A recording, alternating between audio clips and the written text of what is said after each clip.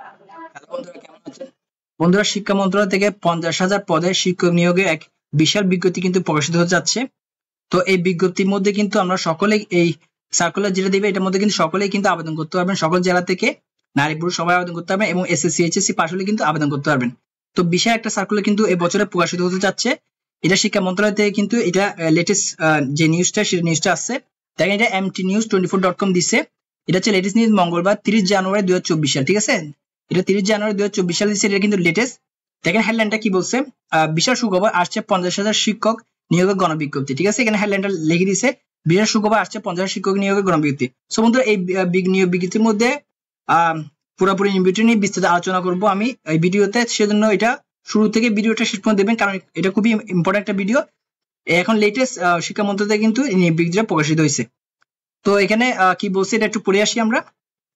দেখেন এখানে লিখছে, বিশাল সুখবর, সারা দেশে বেসরকারি স্কুল কলেজে মাদ্রাসায় 50,000 শিক্ষক নিয়োগ দেবে সরকার। শূন্য পদের বিপরীতে এই নিয়োগ দিতে জোর প্রস্তুত চালাচ্ছে বেসরকারি শিক্ষক নিয়োগকারী কর্তৃপক্ষ, বেসরকারি শিক্ষক নিবন্ধন ও প্রত্যয়ন কর্তৃপক্ষ NTRCA। ঠিক আছে, এই জন্য শিক্ষা প্রতিষ্ঠানের ই রেজিস্ট্রেশন বা প্রোফাইল হালনাগাদ কার্যক্রম শুরু করেছে। সেই চাহিদা পাওয়ার পরপরই পঞ্চম গণ বিজ্ঞপ্তি প্রকাশ করা হবে। ঠিক আছে, আগে চতুর্থ গণ বিজ্ঞপ্তি প্রকাশ করেছে, এখন কিন্তু পঞ্চম গণবিজ্ঞপ্তি কিন্তু প্রকাশিত হবে। সংসূত্রে এই তথ্য জানা গেছে। সংশ্লিষ্টরা জানান, শিক্ষা প্রতিষ্ঠানের শূন্য পদের বিপরীতে এর আগে 4টি গণবিজ্ঞপ্তির মাধ্যমে বড় ধরনের শিক্ষক নিয়োগ দিয়েছে সরকার, যেটা আপনাদেরকে বলছি কিছুক্ষণ আগে।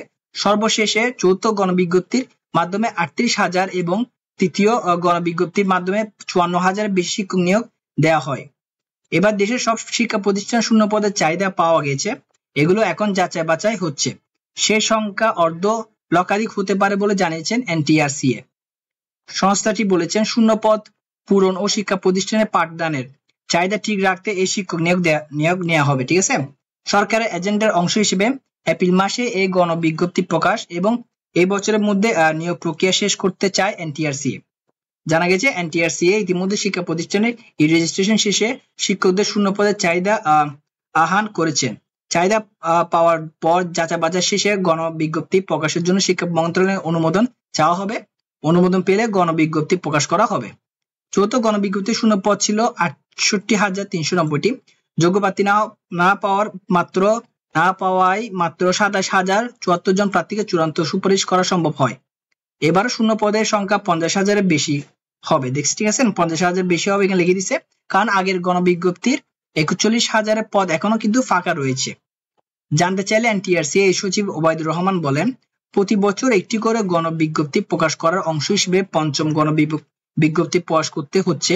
দ্রুত সময়ের মধ্যে এই গণবিজ্ঞপ্তি প্রকাশ করা হবে। আশা করছি এপ্রিলের মধ্যে কিন্তু হয়ে যাবে। ঠিক আছে, এপ্রিলের মধ্যে কিন্তু বের হয়ে যাবে পঞ্চম গণবিজ্ঞপ্তিটা। তার আগে শিক্ষকদের চাহিদা বা রিকুইজিশন কার্যক্রম শেষ করতে হবে। জানা গেছে, গণবিজ্ঞপ্তি প্রকাশের জন্য 25 জানুয়ারি মোবাইল অপারেটর টেলিটকের সঙ্গে পঞ্চম গণবিজ্ঞপ্তি নিয়ে বৈঠকে কারিগরি বিভিন্ন বিষয়ে আলাপ হয়েছে। শিক্ষা মন্ত্রণালয় ও NTRCA নিয়োগ সংক্রান্ত বিষয়াদি নিয়ে নতুন পরিপত্র জারি করেছে। NTRCA সূত্রে জানা গেছে, 2022 সালে 1 ডিসেম্বর মাসে চৌথ গণবিজ্ঞপ্তি দিয়েছিল NTRCA। এরপর থেকে চলতি বছরের জুন মাস পর্যন্ত শূন্য পদ ধরে পঞ্চম গণবিজ্ঞপ্তি প্রকাশ করা হয়। সেখানে 50 থেকে 55,000-এর বেশি পদ ফাঁকা থাকতে পারে।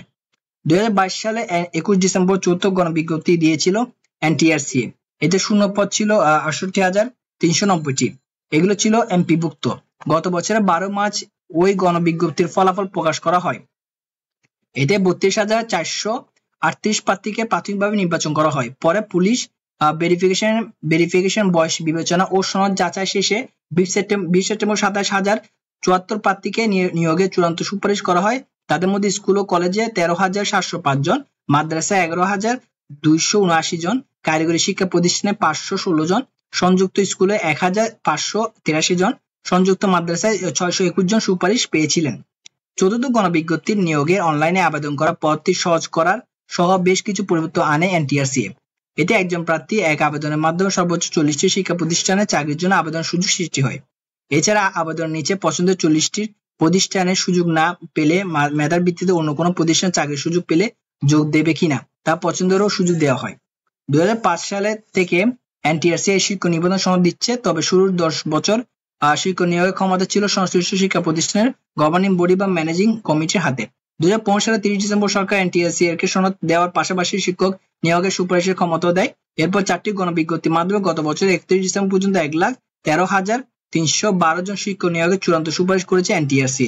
শিক্ষক প্রতিষ্ঠান শিক্ষক সংকট দূর করতে এক বা একাধিকবার গণবিজ্ঞপ্তি প্রকাশের পরিকল্পনা করেছিল, আর সেই পরিকল্পনা সমিতি দিয়েছে শিক্ষা মন্ত্রণালয়। রোববার 28 জানুয়ারি মাধ্যমিক ও উচ্চশিক্ষা বিভাগ থেকে এই সংক্রান্ত একটি পরিপত্র জারি করা হয়েছে। পরিপত্রে বলা হয়েছে শূন্যপদের চাহিদা প্রাপ্তি সাপেক্ষে এনটিআরসি এর প্রয়োজন 3 মাসে অন্তর নিয়োগ বিজ্ঞপ্তি প্রচার করতে পারবে। বিভিন্ন শিক্ষা প্রতিষ্ঠান থেকে প্রাপ্ত চাহিদা অনুযায়ী 3 মাসের মধ্যে প্রাপ্ত শূন্যপদের ভিত্তিতে ওয়েবসাইটে নিয়োগের বিজ্ঞপ্তি প্রচার করবে এবং নিবন্ধন প্রার্থীর বিজ্ঞপ্তি প্রচারের 15 দিন অথবা এনটিআরসি এর নির্ধারিত সময়ের মধ্যে অনলাইনে আবেদন করবেন। আইনে বাধা কেটে যাওয়ায় এখন বছর 2টি সম্ভব হলে 3 মাসে অন্তর একটি নিয়োগ বিজ্ঞপ্তি দিয়ে শিক্ষক নিয়োগ ঠিক রাখতে চায় সংস্থাটি। ঠিক আছে বন্ধুরা, এখানে বলেই দিছে আমাদেরকে, এটা হচ্ছে 50,000 শিক্ষক কিন্তু নেবে। ঠিক আছে, 50,000 শিক্ষক নিবে পঞ্চম গণবিজ্ঞপ্তির মাধ্যমে, শিক্ষা মন্ত্রণালয় এটা কিন্তু বলে দিছে। তো এই বছরে কিন্তু বিভিন্ন সার্কুলার আসবে শিক্ষা মন্ত্রণালয় থেকে এই পঞ্চম গণবিজ্ঞপ্তির নিয়ম হিসেবে। তো যখন সার্কুলার গুলো আসবে সেসব সার্কুলার গুলো নিয়ে কিন্তু আমি পূর্ণাঙ্গ ভিডিও করতে চেষ্টা করব। তো সেসব ভিডিও পাওয়ার জন্য এবং আরো লেটেস্ট চাকরির ভিডিও পাওয়ার জন্য আমার চ্যানেলটা সাবস্ক্রাইব করে রাখবেন। আজকে ভিডিও এখানে শেষ করছি, আশা করি ভিডিওটা ভালো লাগছে, আর পারলে ভিডিওটা একটু শেয়ার করবেন, কারণ এই ভিডিওটা অনেকজনের জন্য কিন্তু হেল্পফুল। সো আজকে ভিডিও এখানে, পরের ভিডিওতে আমাদের সাথে আবার দেখা হবে। সবাই ভালো থাকবেন, ধন্যবাদ।